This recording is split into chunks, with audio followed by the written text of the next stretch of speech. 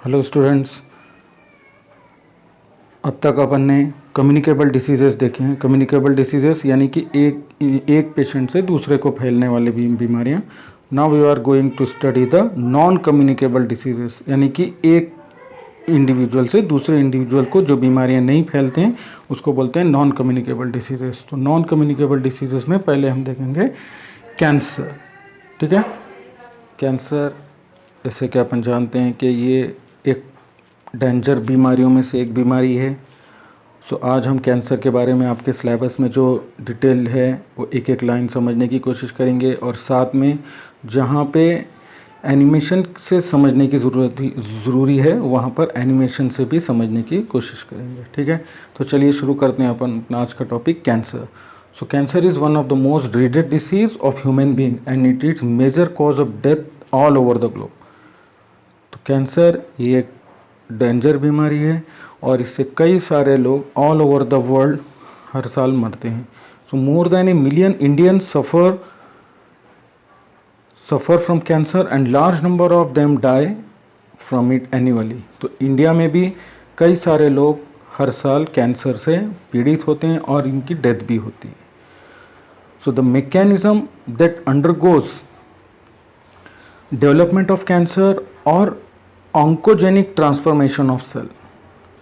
अभी oncogenic means oncology it's a branch of science which deals with the cancer.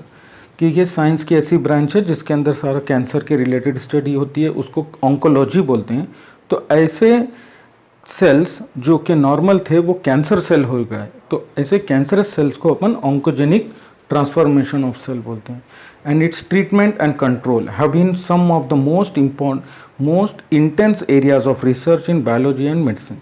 तो ये development of cancer के cancer कैसे development होता है, इसका ट्रीटमेंट क्या और इसको कंट्रोल कैसे करना चाहिए, तो ये तीन जो टॉपिक है ये आजकल के मेडिकल फील्ड में और बायोलॉजिकल रिसर्च फील्ड में बहुत ज़्यादा इम्पोर्टेंस है। ठीक है, so in our body the growth and differentiation is highly control and regulated. कि अपनी जो बॉडी है, आपको पता है कि human body is made up of cells, तो अपनी बॉडी कई सारे सेल से बनी हुई है। अब ये जो सेल्स है इसका जो cell growth and differentiation is highly controlled and regulated. मतलब ये ह्यूमन बॉडी के अंदर जो सेल्स है ये सारे सेल्स मल्टीप्लाई होना, डिफ्रेंशिएशन मतलब कि अलग अलग शेप लेना। एक जैसे ही पहले फर्स्ट सेल से ह्यूमन बॉडी बनती है, ह्यूमन बॉडी का शुरुआत होना है जाइगोट से होता है, वही जाइगोट से ही अलग अलग लिवर के सेल्स भी बनते हैं, हार्ट के, ब्रेन के भी, ऐसे अलग अलग प्रकार के जो सेल्स बनते हैं, that process is called as differentiation. तो ये एक टाइप के सेल से ही अलग अलग टाइप के सेल्स बनना, वो डिफरेंशिएशन, और फिर बाद में उससे डेवलपमेंट होना, ये it is very highly regulated process. तो ये कैसे रेगुलेटेड होता है देखेंगे इसको अपन वीडियो से। देखिए, ह्यूमन बॉडी इस तरीके से कंसिस्ट ऑफ थाउजेंड्स और lakhs of cells. These cells divide एक तरीके से, लेकिन ये ऐसे कैंसर सेल हो जाते हैं जो कि ये रूल्स फॉलो ना करके रैपिड सेल डिवीजन करते हैं और इस तरीके का ट्यूमर बना देते हैं। ठीक है, तो ठीक है, अब हम देखेंगे कि ये नॉर्मल सेल कैंसर सेल क्यों बनते हैं, क्या वजह होती है। तो देखो, हर सेल के अंदर का मेन पार्ट होता है न्यूक्लियस, और ये न्यूक्लियस ही रिस्पॉन्सिबल होता है सेल की सारे एक्टिविटी के लिए। तो सेल डिवाइड करना है या नहीं करना है सेल ने, ये कंट्रोल करता है न्यूक्लियस, क्योंकि न्यूक्लियस के अंदर होता है डीएनए, और ये डीएनए अगर कभी ख़राब हो जाता है तो डीएनए अपने आप को रिपेयर कर लेता है नेचुरल प्रोसेस से, और अगर ये रिपेयर नहीं कर पाता है तो ये जो डीएनए है, ये डीएनए ऑर्डर करता है सेल को डेड होने के लिए, और ये सेल डेड हो जाता है इस तरीके से। देखो, सेल के न्यूक्लियस के अंदर इस तरीके का ये जेनेटिक मटेरियल डीएनए के रूप में होता है, और ये डीएनए अगर कभी ख़राब हो जाता है तो ये नेचुरली रिपेयर कर लेता है। ये ख़राब हुआ डीएनए नेचुरली रिपेयर कर लेगा, और अगर ये रिपेयर नहीं कर पाया ये जैसे रिपेयर हो गया, और अगर ये रिपेयर नहीं कर पाया तो ये सेल को इस तरीके से ऑर्डर देता है डेड होने के लिए, और सेल डेड हो जाता है। लेकिन ये सेल को ऑर्डर देने वाला डीएनए अगर ख़राब हो जाए और वो रिपेयर ना कर पाए तो ये सेल को कंट्रोल नहीं कर सकता है, ना कि डेड होने के लिए ऑर्डर दे सकता है, ना खुद डीएनए रिपेयर हो सकता है। ऐसी कंडीशन में ये जो ख़राब हुआ हुआ है डीएनए, इसके सेल्स रैपिडली ग्रोथ होने लगते हैं, मल्टीप्लाई होने लगते हैं, और ये इस तरीके से ट्यूमर बनाते हैं। ये रैपिडली डिवाइड होंगे, रीडिवाइड होंगे, और होते होते ये इनका एक बंच ऑफ सेल्स तैयार होता है, and that bunch of cell will called as a tumour. Okay, so the cancer cell, there is a breakdown of this regulatory mechanism. Cancer cell के अंदर ये रेगुलेटरी मैकेनिज्म कि जो सेल डिवाइड हो गए, अब आगे नहीं डिवाइड होना है, उनको रुक जाना है, तो ये क्वालिटी कैंसर सेल के अंदर ख़त्म हो जाती है। So normal cells show a property called as contact inhibition. Normal cells के अंदर, अपने बॉडी के अंदर एक खासियत होती है, एक प्रॉपर्टी होती है, that specific character is called as contact inhibition. अभी इसका नाम से ही ये जो कॉन्टैक्ट इनहिबिशन है, ये कॉन्टैक्ट इनहिबिशन का नाम ही मतलब ही समझ में आ रहा है। देखिए, कॉन्टैक्ट मीन्स कि कॉन्टैक्ट होना एक दूसरे, इनहिबिशन यानी कि रुकना, कि कॉन्टैक्ट एक दूसरे सेल से जब कॉन्टैक्ट हो जाता है तो वो सेल डिवीजन होने से रुक जाता है। अगर सेल्स को दूसरे सेल का कॉन्टैक्ट मिला तो वो रुक जाता है, हिचकिचाहट क्या बोलेंगे उसको, शर्माना। लेकिन ये झिझक वाली बात कैंसर सेल के अंदर खत्म हो जाती है। So normal cells show the property called contact inhibition, by virtue of which contact with other cells inhibit their uncontrol growth. कि ये प्रॉपर्टी होने के कारण नॉर्मल सेल्स जब कब दूसरे सेल से कॉन्टैक्ट में आ जाते हैं, मतलब फिक्स होने लगते हैं बॉडी में, तो वो फर्दर सेल डिवाइड होने से रुक जाते हैं। But cancer cells appears to have lost this property. As a result of this, cancerous cells just continue to divide, gives rise to mass of cells called as tumor. तो ये contact inhibition normal cells के अंदर जब ख़त्म हो जाता है तो यही नॉर्मल सेल्स वो डिवाइड करते जाते हैं। They goes on dividing and redividing, producing a number of cells और मासेस ऑफ सेल्स, और ये जो सेल्स का जमावड़ा या गुच्छा हो जाएगा, that mass of cells is called as tumour. Tumours are of two type. Tumours दो टाइप के होते हैं, one is benign and other is malignant. तो बिनाइन ट्यूमर जो है, ट्यूमर दो टाइप के हो गए, बिनाइन ट्यूमर एक रहेगा, मैलिग्नेंट ट्यूमर एक होता है। अभी बिनाइन ट्यूमर किसको बोलते हैं और मैलिग्नेंट ट्यूमर किसको बोलते हैं?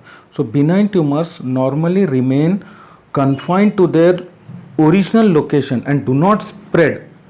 ये वाला इंपॉर्टेंट पॉइंट है कि they do not spread to other part of the body and causes little damage. कि जो बिनाइन ट्यूमर होता है वो एक ही जगह पे अपने टू देयर ओरिजिनल लोकेशन, मतलब जो उनका जो पहले का लोकेशन है वहीं पे ही रहेंगे वो, और वहीं पे ही गांठ बड़ी होते रहेगी, लेकिन वो बॉडी के दूसरे पार्ट्स में नहीं फैलेंगे। They do not spread. ये हो गया बिनाइन ट्यूमर। अभी जो मैलिग्नेंट ट्यूमर है, so the malignant tumour on the other hand are mass of proliferating cells called as neoplastic और ट्यूमर सेल्स। कि मैलिग्नेंट सेल्स के अंदर के जो सेल्स है उस सेल्स को बोलेंगे नियोप्लास्टिक सेल्स। नियोप्लास्टिक सेल्स ये एक्चुअली कैंसर सेल को दिया हुआ नाम है। तो ये neoplastic cells, these cells grow very rapidly. तो ये जो नियोप्लास्टिक सेल्स अपन ने मैलिग्नेंट सेल को बोले हैं, ये सेल्स बहुत फास्ट सेल डिवाइड करते रहते हैं, सेल डिवीजन करते रहते हैं, and invading and damaging the surrounding normal tissue. देखो, सराउंडिंग नॉर्मल टिश्यू, इन्वेडिंग यानी कि इंटर होना, कि जहाँ पर ये अपनी गांठ थी उस जगह को छोड़ के जो बाजू के जो दूसरे नॉर्मल सराउंडिंग नॉर्मल टिश्यू है उस जगह पे भी घुस जाते हैं और उधर भी फिर कैंसर बना देते हैं। So as this cells actively divide and grow, they also starve the normal cells by competing for vital nutrient. तो ये जो सेल्स, नियोप्लास्टिक सेल्स जो फास्ट ग्रो हो रहे हैं और डिवाइड हो रहे हैं, तो इनको क्या है, न्यूट्रिएंट ज़्यादा लगता है। तो ये क्या करते हैं, ब्लड में से न्यूट्रिएंट ज़्यादा ले लेते हैं, और इनके ज़्यादा न्यूट्रिएंट्स लेने से जो आजू बाजू के नॉर्मल सेल्स है उनको न्यूट्रिएंट्स नहीं मिलते, means they also starve the normal sales, कि ये नॉर्मल सेल्स को भूखा रख देते हैं। तो cells shout from such tumour reach distance site through blood. तो फिर वहाँ न्यूट्रिएंट्स कम हो जाने से वहाँ के कुछ जो सेल्स है, नियोप्लास्टिक सेल्स है, वो नियोप्लास्टिक सेल्स ब्लड वेजल्स के थ्रू वो जगह को छोड़कर दूसरी जगह चले जाते हैं। डिस्टेंस साइट, डिस्टेंस यानी कि दूर चले जाते हैं। थ्रू ब्लड, किससे जाते हैं वो? थ्रू ब्लड, ब्लड के माध्यम से, ब्लड के थ्रू वो दूसरी बॉडी के दूसरी जगह पे चले जाते हैं। And where they get lodged in the body they start a new tumour there. तो फिर ये जहाँ पर भी जमा हो जाएंगे वहाँ जाकर नवा ट्यूमर बनाएंगे। So this property is called as metastasis. इस जो क्वालिटी है जिसके कारण नवी नवी जगह पर कैंसर बनता जाएगा, इस प्रॉपर्टी को, न्यूप्लास्टिक सेल की दिस प्रॉपर्टी को बोलेंगे metastasis. So is the most feared property of the malignant tumour. तो यही बहुत खतरे वाली बात होती है कि मैलिग्नेंट ट्यूमर की, जो आप कभी सुने होंगे कि किसी को कैंसर हुआ बोलते हैं और उनका एक बार ऑपरेशन किए ठीक हो जाता है। तो इसमें होता क्या है कि सर्जन वो ट्यूमर को निकाल देता है, और वो चूँकि बिनाइन ट्यूमर था, और वो बिनाइन ट्यूमर अगर बढ़ने वाला नहीं है, फैलता नहीं है, आपको पता है कि अगर वो सर्जन ने बिनाइन ट्यूमर निकाल दिया बराबर से ऑपरेशन करके, तो उसको कैंसर फिर दोबारा नहीं होता है। लेकिन अगर वो कैंसर कि जो ट्यूमर है वो अगर मैलिग्नेंट ट्यूमर टाइप में होता है, तो उसमें क्या होता है कि उसके कुछ सेल्स ब्लड वेजल्स के थ्रू बॉडी के दूसरे पार्ट्स में गए हुए रहते हैं, और वो ऑपरेशन होने के बाद भी कुछ दिन के बाद उसको, उस पेशेंट को बॉडी के दूसरे पार्ट में कहीं तो भी कैंसर हुआ हुआ दिखेगा। So this property is called as metastasis, और यही मैलिग्नेंसी का बहुत खतरनाक बात होती है। देखो, ट्यूमर इस तरीके से न्यू ब्लड वेसल्स बनाता है, और ये ब्लड वेसल्स के अंदर कैंसर सेल घुस जाते हैं, और ये ब्लड के अंदर से दूसरे ऑर्गन को पहुंच जाते हैं। This is called as metastasis. ठीक है। जो नियोप्लास्टिक सेल्स होते हैं, नियोप्लास्टिक सेल्स में जो ज़्यादा ब्लड लगता है और वो स्टार्व कर देते हैं नॉर्मल सेल्स को, और इनको ब्लड ज़्यादा लगता है, तो इसके लिए ये नियोप्लास्टिक सेल्स जहाँ पर ट्यूमर बनाते हैं, वो सेल्स अपने आजू बाजू में न्यू ब्लड वेजल्स भी बना लेते हैं, वो ताकि वो न्यू ब्लड वेजल्स के थ्रू उनको ब्लड मिले और वो उनको न्यूट्रिएंट्स भी आसानी से मिल सके। So this property of tumour cells for producing new blood vessels is called as angiogenesis. इसको बोलते हैं एंजियोजेनेसिस। देखो, यहाँ पे ब्लड वेजल नहीं है, अब यहाँ पे नवी ब्लड वेजल्स आ जाती है जो कि ट्यूमर सेल को सप्लाई की जाती है, and this process of developing new blood vessels is called as angiogenesis. ठीक है। कॉजेस ऑफ कैंसर, कि कैंसर के क्यों होता है, व्हाट इज द रीजन। तो transformation of normal cells into cancerous that is neoplastic cell may be included by physical, chemical और biological agent. मतलब जो नॉर्मल सेल है वो कैंसर सेल होने के लिए 3 प्रकार के सब्सटेंस रिस्पॉन्सिबल हो सकते हैं, या 3 वजह हो सकती है। एक हो सकती है कि फिजिकल कारण हो सकता है उसका कुछ, के फिजिकल सब्सटेंसेस कुछ होंगे, या कुछ केमिकल सब्सटेंसेस हो सकते हैं, या there are some biological agent. तो ये कौन कौन से अपन देखेंगे, और ये जो तीनों भी टाइप के, चाहे वो फिजिकल हो, चाहे वो केमिकल हो, या चाहे वो बायोलॉजिकल एजेंट हो, ये तीनों सब्सटेंसेस को जो कि नॉर्मल सेल को कैंसर सेल में बदल सकता है, ऐसे सब्सटेंस को अपन बोलते हैं carcinogens. So these agents are called as carcinogens. अब इसमें फिजिकल वाले कौन से हैं, तो फिजिकल वाले होंगे ionising radiations like X-rays and gamma rays, and non ionising radiations like UV means ultraviolet rays causes DNA damage leading to neoplastic transformation। के फिजिकल के सब्सटेंसेस में ये आयोनाइजिंग रेडिएशन एक्सरे और गैमा रेज है, और non ionising radiation UV rays, ultraviolet rays, ये होते हैं जो कि डीएनए को डैमेज कर देते हैं। मतलब ये एक्सरेज में जाके, जैसे हमने देखा है कि डीएनए में चेंज हो गया, तो ये सेल डिवीजन कंट्रोल जो है वो निकल जाता है सेल का, और सेल रिपीटेड डिवीजन करने चला जाता है। तो इस तरीके से ये फिजिकल जो रेज है, ये रेज एक्सपोजर होने के कारण ये सेल्स के ऊपर का डीएनए डैमेज हो जाता है, अंदर का सेल के अंदर का डीएनए डैमेज हो जाता है और फिर ये सेल रिपीटेड सेल डिवीजन करने लग जाता है, यानी कि कैंसर सेल्स हो जाता है। ये हो गया फिजिकल एजेंट का effect. Now we will see the chemical. So the chemical carcinogens present in tobacco smoke may have been identified as a major cause of lung cancer. अभी जो केमिकल्स में देखेंगे कि कुछ केमिकल्स ऐसे हैं, जैसे कि फॉर एग्जांपल दिया इसमें कि टोबैको के अंदर, जो तंबाकू के अंदर का जो स्मोक है, वो तंबाकू के स्मोक में कुछ केमिकल्स ऐसे हैं जो कि कैंसर करने के लिए रिस्पॉन्सिबल होते हैं, और इसमें जनरली होता है लंग्स कैंसर इन्वॉल्व, क्योंकि स्मोकिंग करने से सीधा जो स्मोक है वो लंग्स में जाता है, तो वहाँ ये केमिकल्स कांटेक्ट में आएंगे और लंग्स के जो सेल्स है वो कैंसर सेल्स हो जाएंगे। ठीक है, अभी cancers causing viruses means living biological के प्रोसेस में थोड़ा अपन जा रहे हैं कि what are the biological agents. तो इसके अंदर कुछ हैं ये कि cancer causing viruses called oncogenic viruses, कि ऐसे वायरस जो कैंसर करने के लिए रिस्पॉन्सिबल माने जाते हैं, such viruses are called as oncogenic viruses.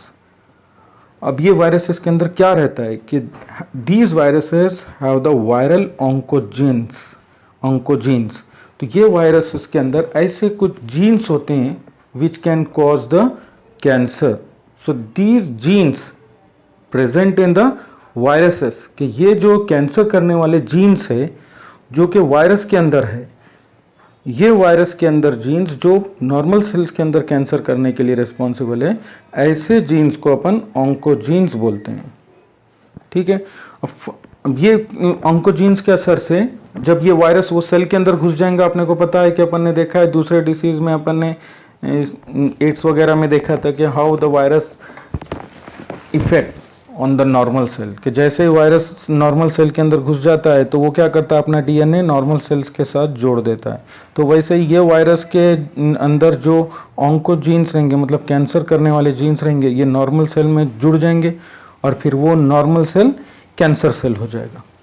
ठीक है, so further more several genes called as cellular oncogenes और प्रोटो ऑन्कोजेंस, ये वाले cellular oncogenes or protogenes have been identified in normal cells which have activated under certain condition could lead to the oncogenic transformation of the cell। तो ये जो jeans है, कौन से, cellular oncogenes and proto oncogenes, ये normal sales में होते हैं। अब ये हेरिडिटी की बात है कि अगर अनुवांशिकता रूप से, हेरिडिटी रूप से अगर किसी तो अगर नॉर्मल इंडिविजुअल्स के अंदर ये सेलुलर ऑन्कोजीन्स या प्रोटो ऑन्कोजीन्स होंगे तो ये gene under certain condition activate हो जाएंगे और वो नॉर्मल इंडिविजुअल को कैंसर कर देंगे। ठीक है, ये हो गया हेरिडिटी इफेक्ट फॉर कैंसर। अभी इसी के साथ कुछ वायरसेस होते हैं, जैसे कि ये HIV वायरस का या फिर hepatitis B, C, D virus या फिर पैपिलोमा वायरसेस, ये सारे वायरसेस के इन्फेक्शन से भी कैंसर हो सकता है। साथ ही physical effect like the rays वगैरह और केमिकल, कुछ फैक्ट्री से निकले हुए केमिकल्स वगैरह, उसके असर से भी हो सकता है। साथ में ही कुछ अपने खाने पीने के activity like the smoking, drinking and use of fast food, इससे भी कैंसर हो सकता है।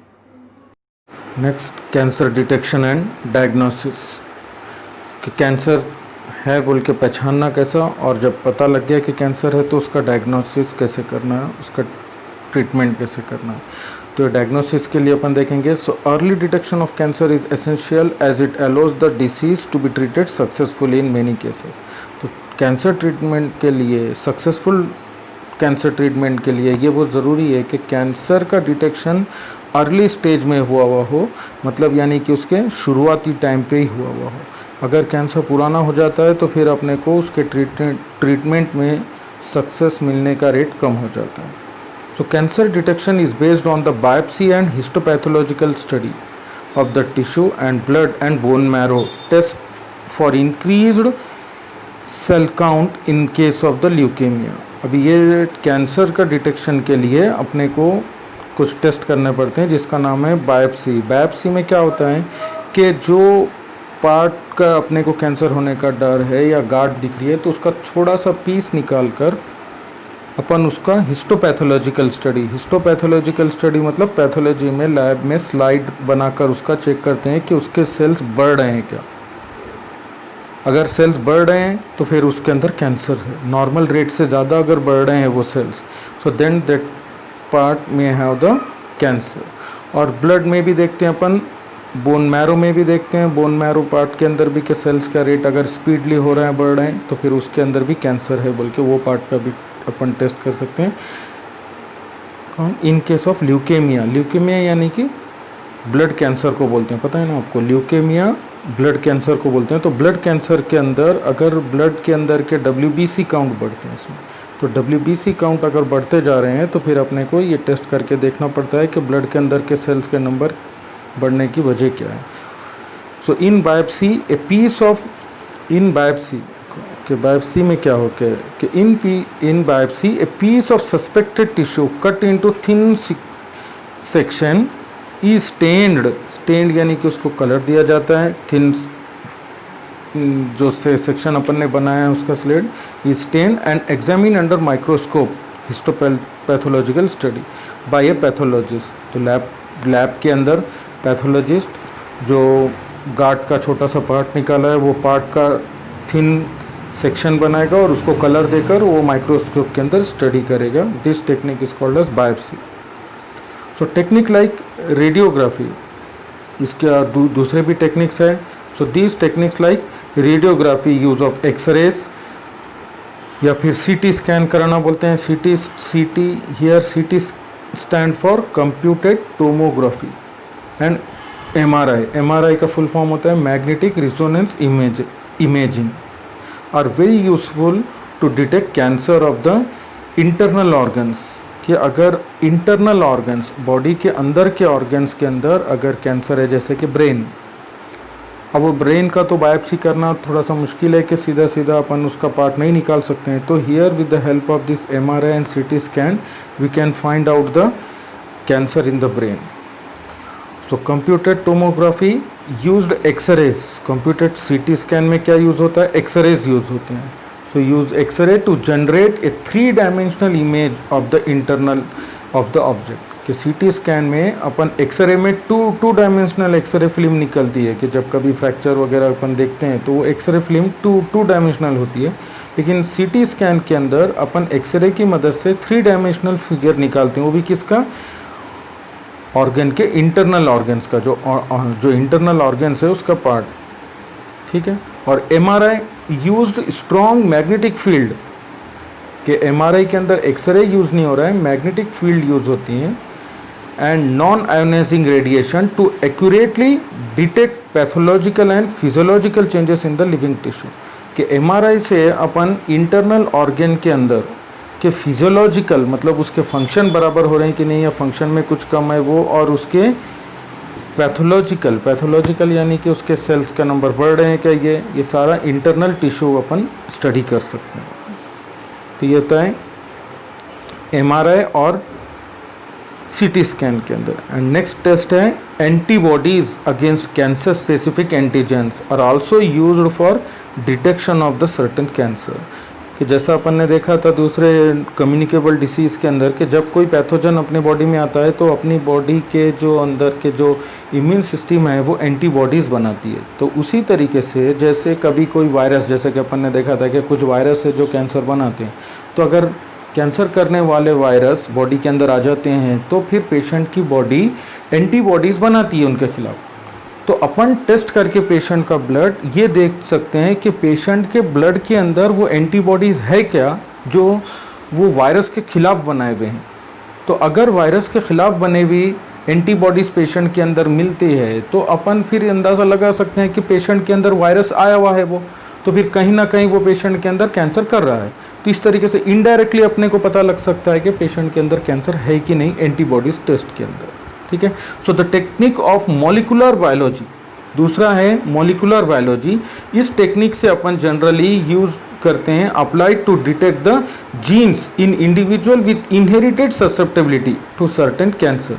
कि अगर किस फैमिली, फिर इधर हेरिडिटी की बात है कि चलते हैं, मतलब जिसको कैंसर हो गया वो मैं फैमिली का, उसका तो कैंसर का ट्रीटमेंट करना पड़ेगा, लेकिन उसके दूसरे मेंबर्स के अंदर भी अपन ये स्टडी करके पहले से ही देख ले सकते हैं कि इनके अंदर वो कैंसर के जीन्स है क्या।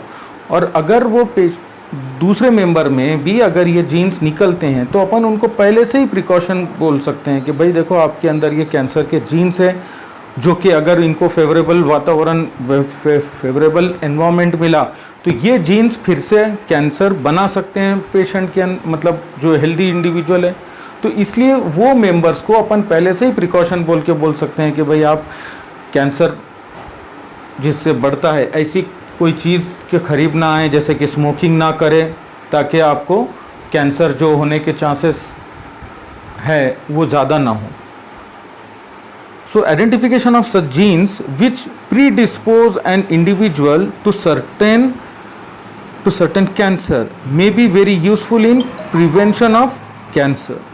तो इस तरीके से अपन कैंसर का प्रिवेंट कर सकते हैं। जो फैमिली मेंबर्स है जिसके अंदर हेरिडिटी के चांसेस है, तो उनको पहले से ही उनके जीन्स, कैंसर के जीन पहचान कर उनको कैंसर होने से उनका प्रिवेंशन कर सकते हैं। तो such individuals may be advised to avoid exposure to particular carcinogens to which they are susceptible, for example tobacco smoke in case of lung cancer. तो अगर किसी को लंग कैंसर हो रहा है जनरेशन से, हेरिडिटी से, तो उन फैमिली मेंबर्स के जो जिनको कैंसर नहीं हुआ है उनका अपन जीन स्टडी करके देख सकते हैं कि उनके अंदर वो जीन है क्या। और अगर किसी मेंबर के अंदर अपने को जीन मिल गया लेकिन उसको कैंसर अभी नहीं हुआ है, ऐसे मेंबर को अपन प्रिकॉशन लेने के लिए बोल सकते हैं, ताकि अभी देखेंगे हम ट्रीटमेंट ऑफ कैंसर।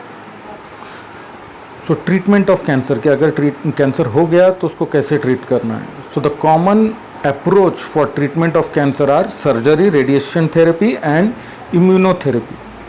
तो जनरली कैंसर के ट्रीटमेंट के लिए अपने को स्टेप बाय स्टेप अपन जाते हैं, तो वो होता है सर्जरी। सर्जरी तो पहला स्टेप रहेगा जिसमें अपन गांठ निकाल के फेंक देते हैं। दूसरा रहता है रेडिएशन थेरेपी। रेडिएशन थेरेपी में क्या होता है कि अपन रेडिएशंस यूज़ करके आजू बाजू से अगर कोई सेल्स कैंसर के छूट गए हैं, कि डिलिकेट पार्ट है जहाँ पे सर्जन पूरा ट्यूमर निकालने बाद भी अगर कुछ सेल्स बच जाते हैं, तो वैसे सेल्स को, वैसे कैंसर सेल को मारने के लिए अपन रेडिएशन थेरेपी यूज़ करते हैं। और इम्यूनोथेरेपी के लास्ट में अपन देखेंगे क्या होता है। रेडियोथेरेपी, अभी सर्जरी में तो सीधा ऑपरेशन करके गांठ निकाल देंगे, वो आपको हायर क्लासेस में पता लगेगा कैसे ऑपरेशन होता है। रेडियोथेरेपी के बारे में देखेंगे कि the radiotherapy tumour cells are irradiated lethally taking proper care of the normal tissue surrounding the tumour mass. तो मतलब कीमोथेरेपी में क्या होता है कि इसमें जो ट्यूमर सेल्स है आर इरेडिएटेड मतलब उसके ऊपर रेडिएशन डाला जाता है, और इस तरीके से रेडिएशंस का मारा करते हैं वो सेल्स के ऊपर कि वो सेल्स मर जाए लीथली, कि जो कैंसर सेल है वो रेडिएशन से मार दिए जाते हैं। लेकिन taking proper care of the normal tissue, मतलब उसके आजू बाजू के जो नॉर्मल टिश्यू है उनको धक्का ना लगे, इसका ख्याल रखते हुए ये रेडिएशन थेरेपी की जाती है। ठीक है, इसको कैसे करते हैं ये थोड़ा सा अपन इसको वीडियो से देखेंगे इस तरीके से। देखो, ये रेडिएशन थेरेपी की मशीन है जिसका नाम लीनियर एक्सेलरेटर है। ये लीनियर एक्सेलरेटर की मदद से रेडिएशन थेरेपी की जाती है, और ये प्लेटफॉर्म जिस पे पेशेंट को लिटाया जाता है, that platform is called as catch. ये कैच की मदद से पेशेंट का पोजीशन एडजस्ट करने में मदद होती है, ताकि रेडिएशन एग्जैक्ट लोकेशन पे दी जाए, कि जहाँ पे रेडिएशन देना है उस तरीके से ये मशीन उसको एडजस्ट करती है।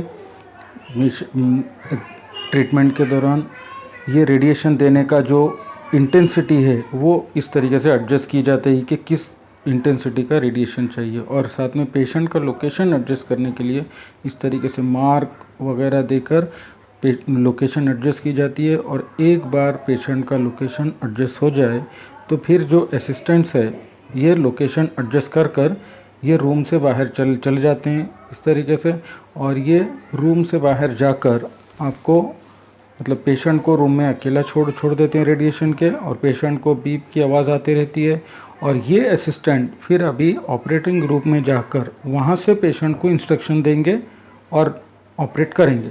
तो ये ट्रीटमेंट देने से पहले ये ऐसे इंस्ट्रक्शन देंगे पेशेंट को, और ये ऑपरेशन अपने ट्रीटमेंट शुरू करने से पहले फाइनल अरेंजमेंट देख लेते हैं, और उसके बाद ये मशीन के जो एडजस्टमेंट है, अगर फाइनल एडजस्टमेंट कुछ कम ज़्यादा है तो उसको एडजस्ट की जाती है, और फाइनल एडजस्टमेंट होने के बाद ट्रीटमेंट स्टार्ट की जाती है।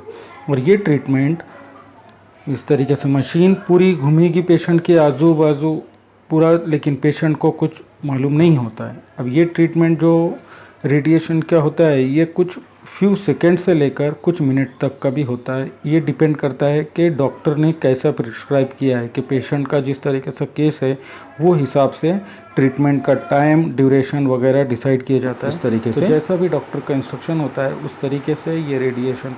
हाँ, नेक्स्ट है कीमोथेरेपी। अब कीमोथेरेपी में क्या होता है कि सेवरल कीमोथेरेपिक ड्रग्स के कई सारे कीमोथेरेपिक ड्रग्स हैं, जो वो ड्रग्स यूज़ करके अपन क्या कर सकते हैं कि ये जो कैंसर सेल बॉडी के इधर उधर जहाँ पर भी बॉडी में गए हुए हैं वो पेशेंट के इंट्रावेनसली या फिर उसको ओरली जैसे भी हो, वो पेशेंट के बॉडी में अपन ड्रग्स देकर वो पेशेंट के बॉडी में अगर कैंसर सेल इधर उधर कहीं पे भी पूरी जगह गए हुए हैं उसके बॉडी में, तो वो ड्रग्स पूरी बॉडी में फैलकर वो कैंसर सेल को मार देते हैं।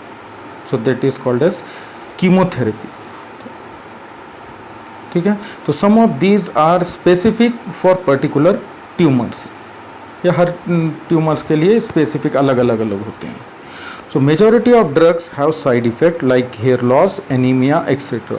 लेकिन कीमोथेरेपी में थोड़ा सा आपको साइड इफ़ेक्ट देखने मिलेगा कि इसमें कभी जनरली तो ये होता है कि इसमें ये होता है कि जो रैपिड ग्रोइंग सेल्स है, बॉडी के रैपिड ग्रोइंग सेल्स जो डिवाइड होते हैं, ये इसको मार देते हैं। कौन? कीमोथेरेपिक ड्रग्स।